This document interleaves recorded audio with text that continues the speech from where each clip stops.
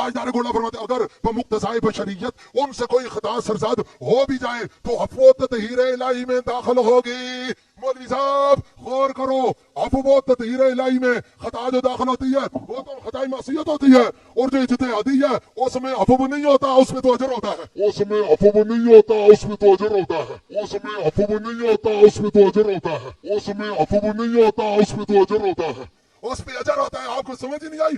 یہ خطا ہے، میرے کو ثابت کرو، میرے کو ثابت کرو، میرے کو ثابت کرو، میرے کو ثابت کرو۔ مولانا یہاں تاجدار گولڑا رضی اللہ تعالیٰ عنہ لکھتے ہیں کہ آیت تطہیر کا یہ مطلب ہرگز نہیں کہ یہ پاک گروہ معصوم ہیں، یہ پاک گروہ معصوم ہیں۔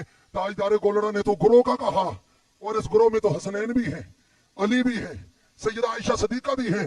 آپ کے دل میں اگر بی بی پاک کا بغض نہ ہوتا، آپ کے دل میں اگر سیدہ کائنات کا بغض نہ ہوتا تو آپ کھینچ کر صرف سیدہ کائنات کی ذات کو لے کے آتے۔ انہوں نے گروہ لکھا اور تم نے اس گروہ سے جو ہے سیدہ کائنات کی ذات کو سامنے لے کے آئے ہو۔ اور دوسری بات پھر تاجدار گولڑا فرماتے اگر بمقتضائے بشریت ان سے کوئی خطا سرزاد ہو بھی جائے تو عفو و تطہیر الہی میں داخل ہوگی۔ مولوی صاحب غور کرو، عفو و تطہیر الہی میں خطا جو داخل ہوتی ہے وہ تو خطائی معصیت ہوتی ہے، اور جو اجتہادی ہے اس میں عفو نہیں ہوتا، اس میں تو اجر ہوتا ہے، اس پہ اجر ہوتا ہے۔ آپ کو سمجھ ہی نہیں آئی؟